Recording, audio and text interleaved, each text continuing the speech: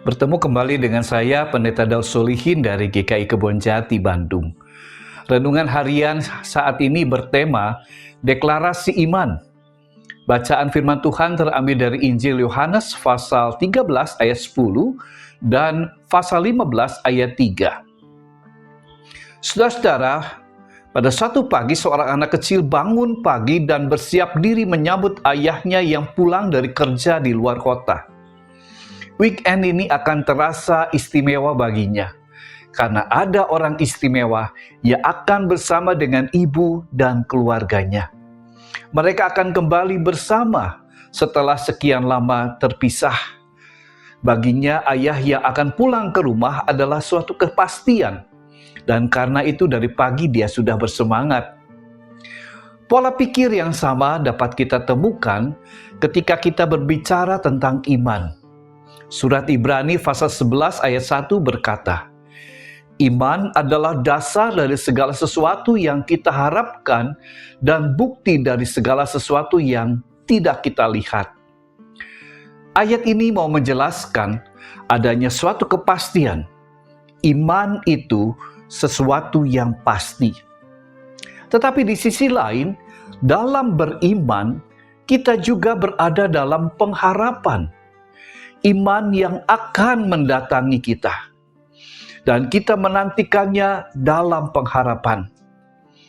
Jadi ada tarik-menarik antara sudah dengan yang akan datang. Bapak Ibu Saudara, pengikut Kristus adalah juga orang-orang yang mestinya terbiasa hidup di dalam pergumulan antara yang sudah dengan yang belum. Karena itu kita tidak perlulah sesama murid Yesus melebih-lebihkan diri seorang terhadap yang lainnya. Semua pengikut Kristus memiliki situasi dan kondisi yang sama. Merasa perlu mendapat penghormatan dan perlakuan yang khusus itu bukanlah hakikat murid Tuhan.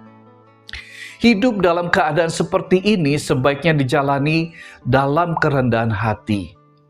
Dalam konteks Injil Yohanes, memang ada konflik antar murid Yesus tentang siapa yang berhak memiliki tempat kemuliaan dalam kerajaan Allah. Tanggapan Yesus juga memiliki nuansa sudah dan belum. Injil Yohanes pasal 13 ayat 10, kata Yesus kepadanya, "Barang siapa telah mandi, ia tidak usah membasuh dirinya lagi selain membasuh kakinya, karena ia sudah bersih seluruhnya. Juga kamu sudah bersih, hanya tidak semua." Juga di dalam pasal 15 ayat 3, Yesus berkata, "Kamu memang sudah bersih karena firman yang telah kukatakan kepadamu." Kata bersih dalam bahasa Yunani yang dipakai artinya clean, clear, and pure. Bersih, jernih, dan murni.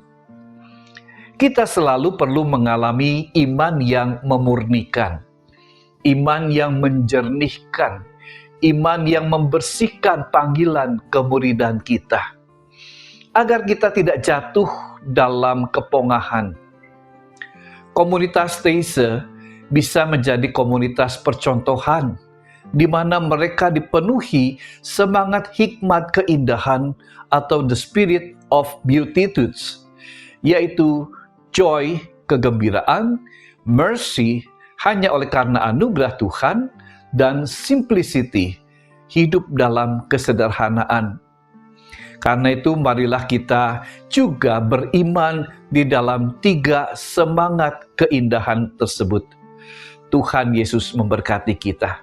Amin.